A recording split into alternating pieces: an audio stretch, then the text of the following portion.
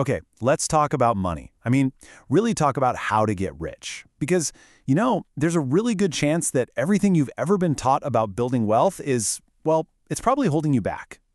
But if you stick with me here, you're going to see there's a completely different way to play this game. So let's start with a number that feels attainable, right? $1 million. For a lot of us, this isn't just a number, it's the number. It's the finish line, it's the definition of making it, and it's the goal that keeps so many people grinding away day after day. But now let's just zoom out for a second. Here's $100 million. All of a sudden those numbers start to get a little blurry, don't they? This isn't just rich anymore. This is a whole other level of financial reality. And then you get to this. $1 billion.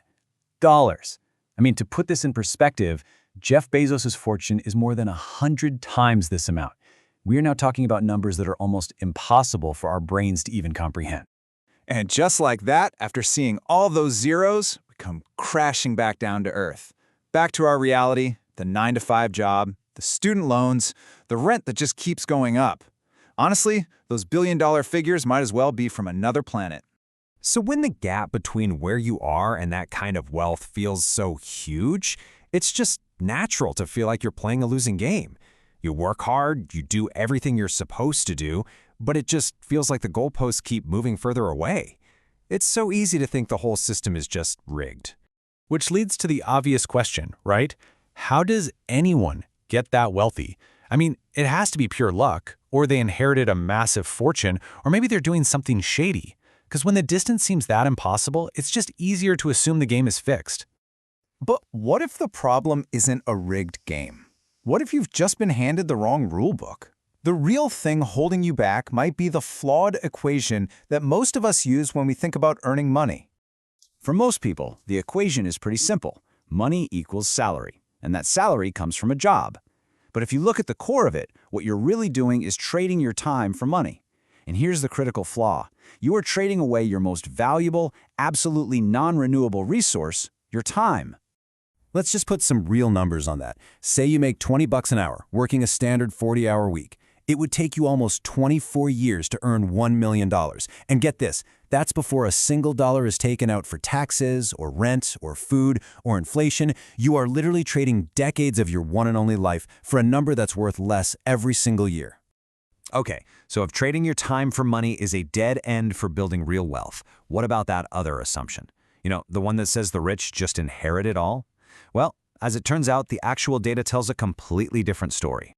A report from WealthX found that a staggering 68% of the world's ultra-wealthy, and we're talking about people with a net worth over $30 million, are self-made.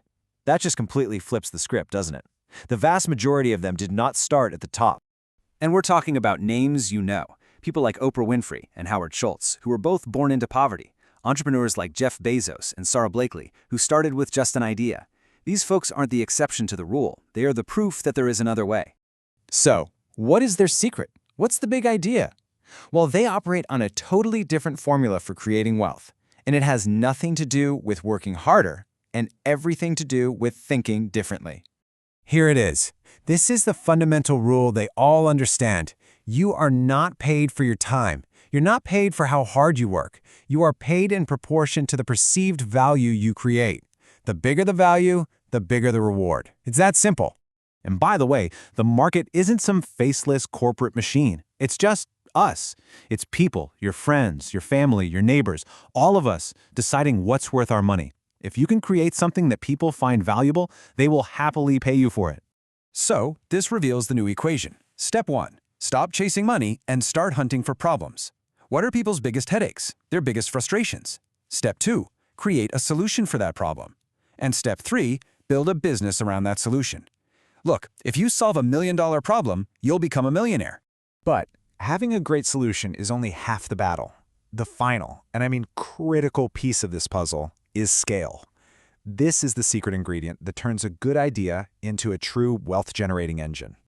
Think about it like this. A yoga teacher who gives private lessons is still trading time for money. Their income is capped by the number of hours in a day, but an online yoga course, they can create it one time and sell it to millions of people forever. Their income is totally disconnected from their time. Now that is the power of scale. So, achieving scale means your solution needs to reach a massive audience. It means you have to build systems to automate the work, you hire people to handle tasks, and you focus on the big picture. The real goal is to create a business that keeps growing even when you're not there. And that brings us to the most important question of all. Why? Why do any of this? Why go through the trouble of building a scalable business that solves problems? Well, the true price, it isn't what you think it is. Because it was never, ever really about the money. The money, that's just a tool. It's a means to an end. It's what the money can buy you that truly matters. What you're actually chasing is freedom. The freedom from a mortgage payment, the freedom to see the world, the freedom from that pit in your stomach when you think about next month's bills. It's about having total control over your most precious, non-renewable asset, your time. And that, right there, is the fundamental truth. The path to real wealth and the freedom that comes with it isn't about chasing money. It's about chasing problems and becoming obsessed with solving them. That is the meaningful struggle.